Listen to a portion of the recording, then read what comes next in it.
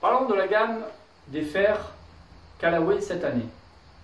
Deux catégories, la gamme Apex et la gamme Maverick qui a été lancée cette année. Maverick est combiné au nouveau driver, en fait il y a tout un ensemble driver qui remplace la gamme Rogue. Alors ça remplace chez Callaway comme chaque année, on retrouve quand même pléthore de têtes qui ne font pas utiliser, qui ne sont pas destinées à la même clientèle. Alors honnêtement, personnellement je trouve qu'il y en a un peu beaucoup, mais à chaque fois il y a une réponse directe à un besoin bien précis de clientèle. Si on part depuis le début, la première tête c'est les Maverick. Maverick Woman, Maverick Max. Destination joueurs peu puissants ou joueurs débutants sur lesquels on va associer un shaft qui est cette année les catalystes ou alors les hélium. Alors hélium plutôt très joueur pour les femmes et pour les seniors. Bon résultat, bon shaft. Un petit peu moins convaincu par les catalystes 5.5 qui ont été déclinés en 65 grammes et 55 grammes, que je trouve un petit peu soit trop exigeant, soit le ciblage est particulier. À l'usage, les gens qui l'ont essayé ici sont plutôt passés quasiment sur des Mavericks avec des catalystes et qui étaient destinés à les faire comme les Apex. Un peu plus performant, un peu plus péchu, mais finalement dans la gamme qui était destinée à la gamme Maverick, c'est-à-dire les catalystes 65 et 55, je ne trouvais pas très performant. Par contre, l'hélium en 40 grammes et 50 grammes senior et femmes, là vraiment un vrai bon résultat, une vraie bonne surprise. Donc si on part de la tête Maverick, elle est déclinée pour tout le monde. Pour cette année, ils ont rajouté quelque chose qui est novateur. Ce qui avait été appliqué sur le driver, c'est une flash face, c'est-à-dire que la face les épaisseurs de la face ont été calculées par un ordinateur pour maximiser la distance, quelle que soit la zone d'impact. Ça a été combiné à ce qu'on existe depuis déjà quelques années, depuis au moins 2016, la CFS, la Cup Face, qui est une sorte de coupe, une face qui est un peu de cette forme-là et qui est venue être soudée sur un corps. Donc ça permet d'avoir la maîtrise de l'effet rebond. Donc cet effet rebond combiné avec des variations d'épaisseur faites par l'ordinateur qui aurait été très difficile à faire par les hommes, fait qu'on a une face qui est relativement, même très puissante, quelle que soit la zone d'impact. Derrière, pour favoriser l'angle de lancement, sont venus insérer à l'intérieur de chaque tête Maverick du tungstène encapsulé dans de l'uréthone microbille qui adoucit le son et qui va donner un son un peu plus mat et va moins avoir le côté clinquant des clubs, notamment moulés. Donc très bon résultat, déclinaison Maverick Woman, comme je l'ai dit, avec un hélium, Maverick normal, Maverick Max, pardon, entre les deux, donc toujours une arête assez importante ici de frappe, et une Maverick plutôt classique qui vient remplacer la Rogue et qui vient se situer sur une gamme de prix assez intéressante. Décliné là-dedans, on retrouve la Maverick Pro qui vient en concurrence, je le dis franchement, avec l'Apex, mais mieux placé en prix. La destination du client est toujours pareil, moins de 15 handicaps, qui veut avoir un peu plus de toucher, un peu plus de puissance.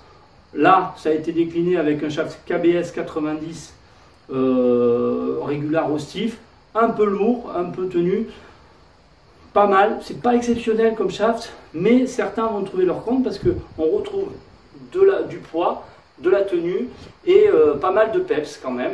Bon, je préfère quand même le Catalyst 85 le Catalyst 80 qu'on retrouve sur la gamme de l'Apex, qu'on peut aussi monter sur la Maverick Pro. Dans ce cas-là, on reste sur l'Apex. Alors le tarif est quand même une quarantaine, une cinquantaine d'euros de différence entre la Maverick Pro et l'Apex, mais on a un produit qui va être déjà, alors qui est connu depuis déjà 2 ans. Hein, on arrive en milieu de deuxième année. Donc on m'imaginait que, sauf à ce qu'avait fait Callaway sur la version précédente qui est restée quasiment 2 ans et demi au catalogue, l'Apex, vu son succès, cette année, il est peut-être prévu que ça ressorte un peu plus vite. Mais en tout cas, l'Apex, donc là on retombe une cup face, c'est-à-dire ce qu'on retrouve aussi sur la Maverick. Il n'y a pas de flash face dessus, c'est-à-dire que les épaisseurs ne sont pas calculées par ordinateur, mais on a une face forgée, corps forgé. Que dire de l'Apex? On a un vrai succès depuis des années. Cette année, l'intelligence était aussi de faire un Apex Pro un peu dans le même esprit, c'est-à-dire un Apex Pro combiné avec de la cup face pour la première fois à partir du fer 7. Gamme un petit peu plus compliquée. Ce qui est à regretter, alors là c'est un peu l'Europe qui en subit, c'est qu'on a peu de choix au niveau du montage des shafts, puisque des fois des shafts se montent sur une tête mais pas sur l'autre, parce qu'en fait on n'a pas décliné, alors c'est des problèmes techniques, mais il n'empêche que le consommateur final peut des fois un petit peu léser, puisqu'on ne peut pas monter tel shaft sur l'Apex Pro et tel shaft sur l'Apex Pro, alors qu'aux États-Unis ça paraît beaucoup plus simple, parce que le volume du travail est un peu plus important. Donc Apex Pro, Apex Combo, une partie des textes Apex Pro, donc plutôt des lames un peu plus petites jusqu'au fer 8, et à partir du fer 7, Apex normal. Là aussi, ça a été remonté.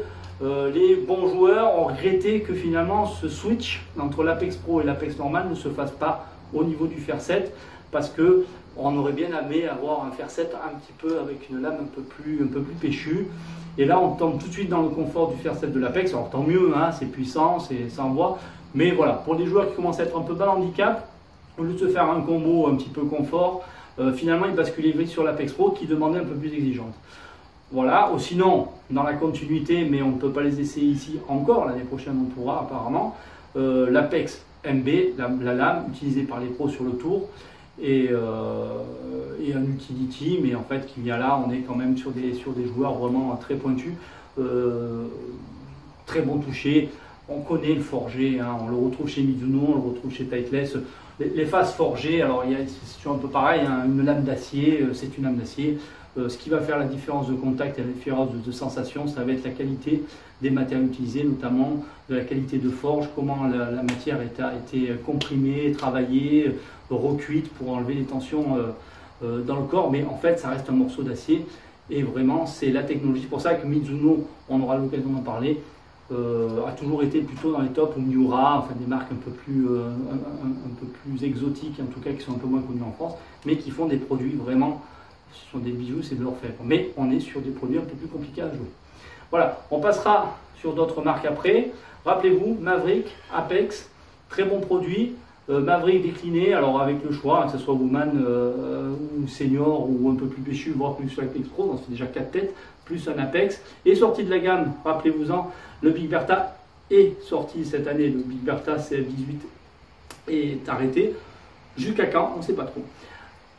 Encore une dernière chose, puisque nous les avons rentrés, je les avais oubliés, une gamme qui s'appelle donc l'Epic Forge Star, là, produit premium, concurrent visé XXO, nous ne faisons pas la marque, mais en tout cas, nous proposons ce type de produit qui s'appelle l'Epic Forge Star, shaft très premium, vraiment très bon shaft. La tasse, si vous l'essayez sur un driver ou si vous l'essayez sur un fer, on ne peut pas rester insensible à la performance et la stabilité de ce shaft. C'est ce qui fait la différence de prix. Le club sort quand même à 357 ou 360 euros. On est déjà dans un bon premium. Mais venir essayer, c'est très surprenant. Alors, un regret quand même, c'est que le fer 7 est quand même plutôt lofté comme un fer 6 et notamment la canne est un petit peu rajoutée, un petit peu plus longue que le fer 7. Donc, allez, on va dire que c'est un fer 7, fer 6 et on aurait préféré avoir quelque chose d'un peu plus neutre, un peu plus, voilà, qui fasse vraiment une différence et en se disant, voilà, Callaway a produit quelque chose de très puissant avec un bon shaft. Il y a un petit peu de triche là-dedans, mais quand même le résultat est là. Donc, venir essayer.